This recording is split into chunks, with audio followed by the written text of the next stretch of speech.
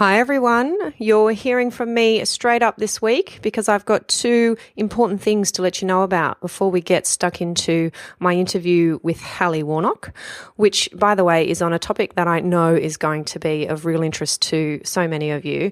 Hallie and I are talking about the use of recording devices in strata meetings and the steps that you can take to ensure that if you're recording a meeting, you're doing so in a way that's within the bounds of the law. So great episode coming up for you.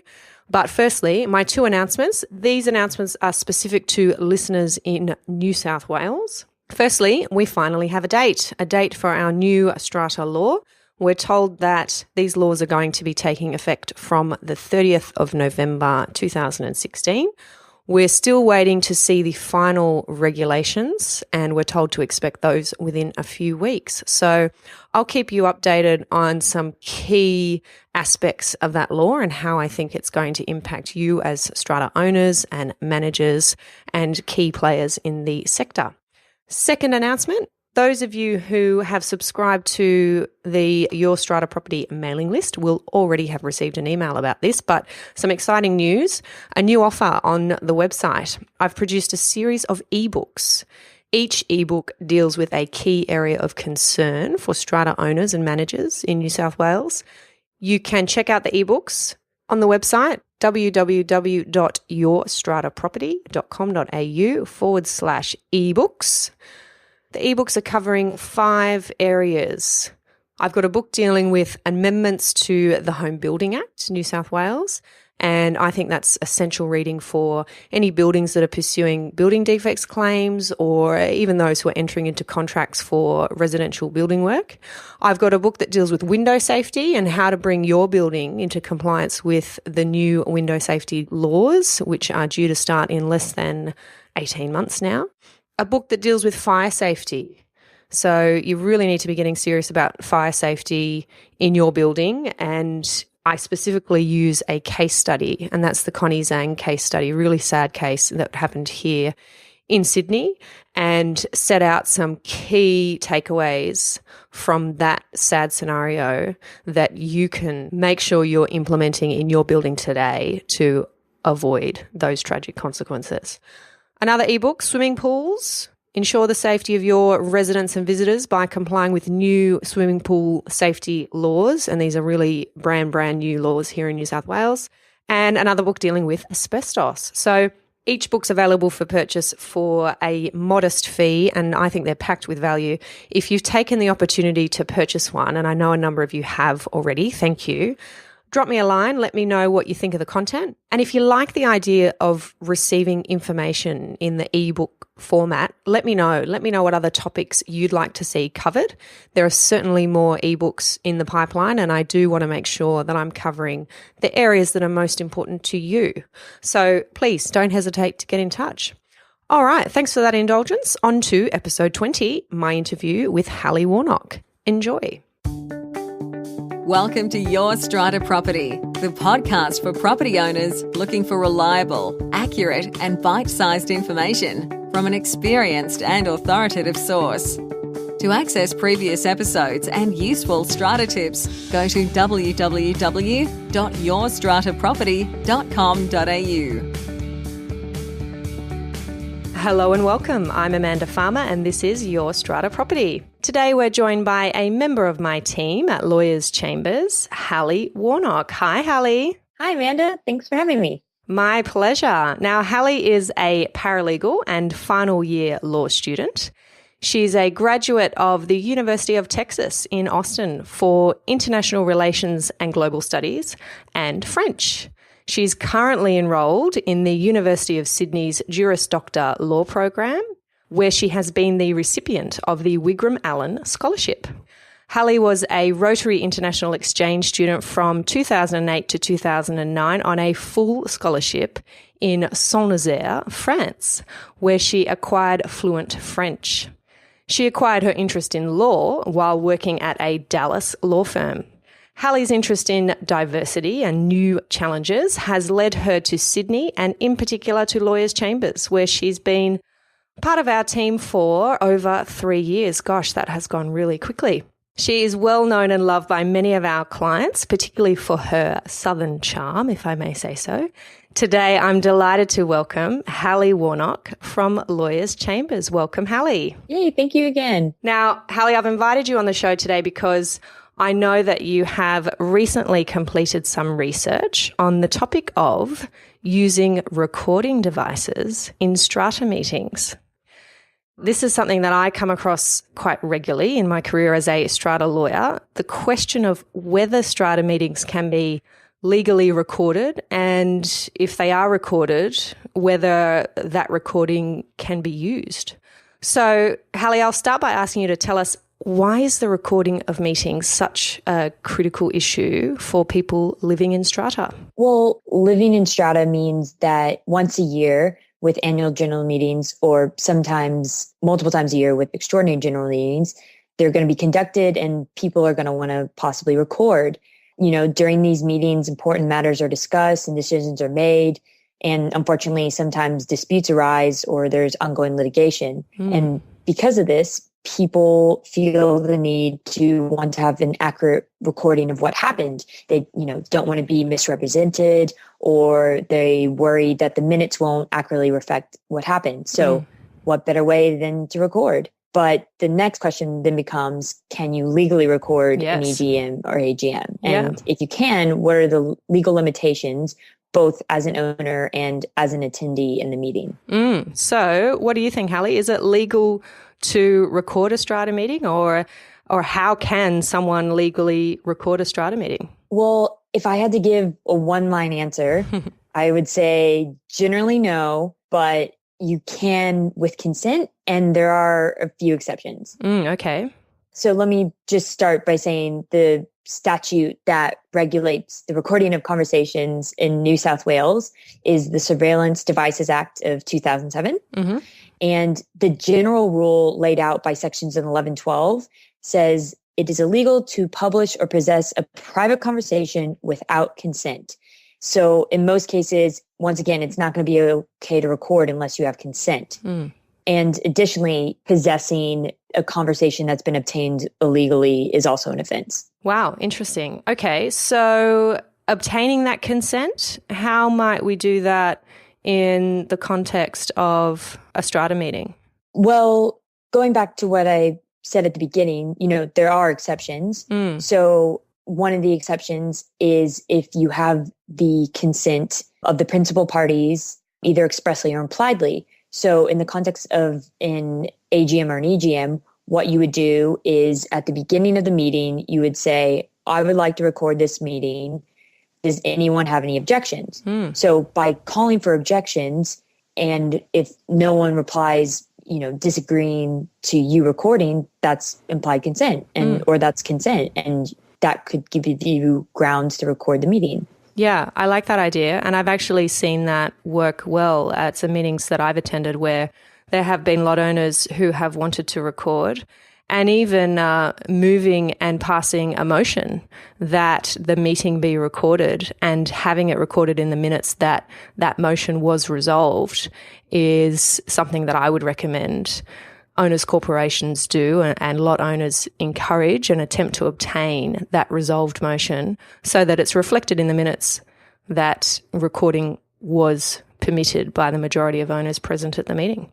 Okay, Hallie, so you mentioned there the Surveillance Devices Act, I think you said, and you mentioned some exceptions to the rule. Can you just explain that a little bit more for us?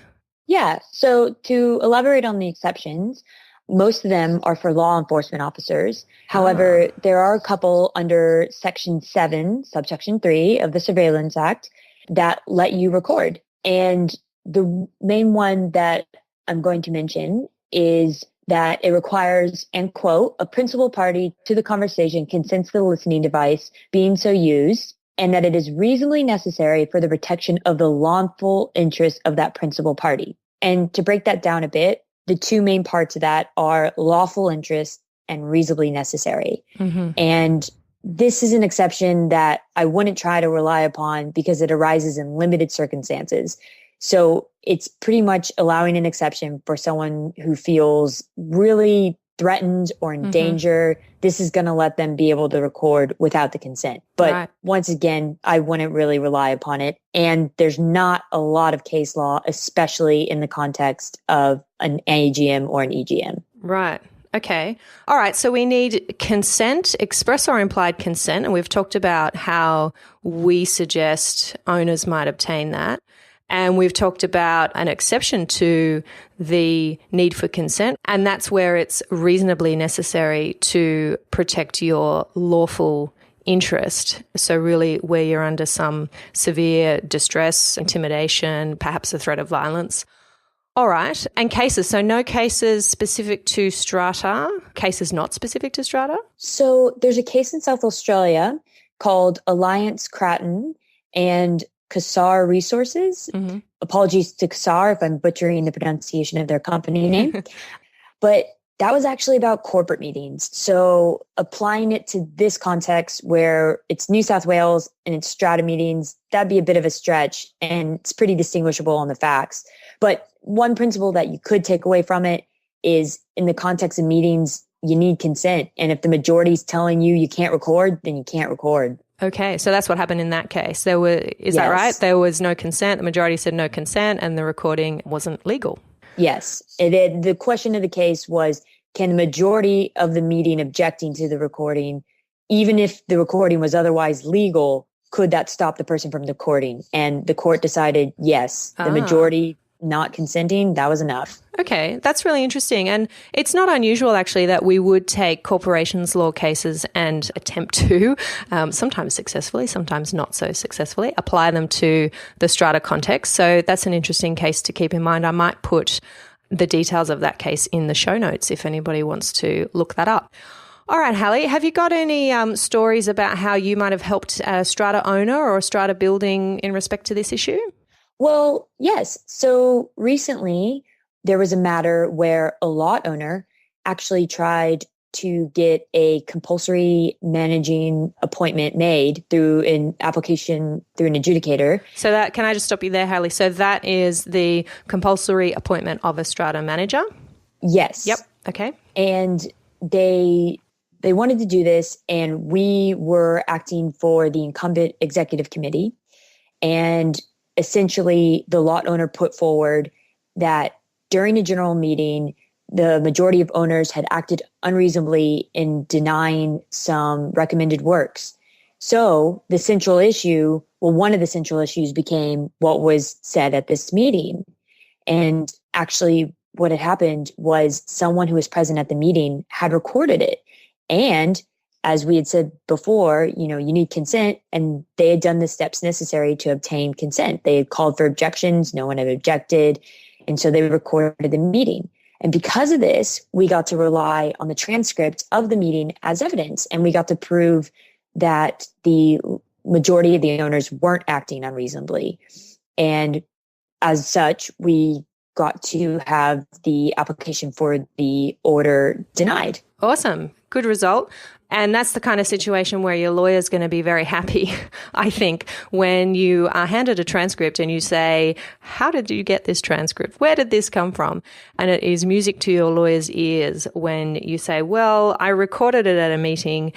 Did you have consent? Yes, I did. I called for objections and there were no objections, and there is a minute to that effect. So it's something that I just want to make this clear. I certainly don't encourage lot owners to record meetings. It's not something that you need to do as a matter of course.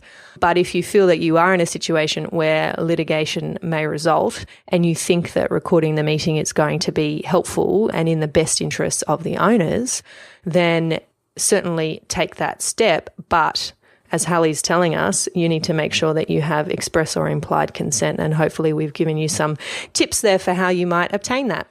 Okay, so Hallie, some misconceptions around the recording of strata meetings. Can we clear up some of those? Yeah, so I feel as though people fall into one of two categories with these misconceptions. Either they think they always have the right to record no matter what, or conversely, that people never have the right to record. And as we've discussed, the truth really falls somewhere in between, and it relies heavily on consent. Awesome.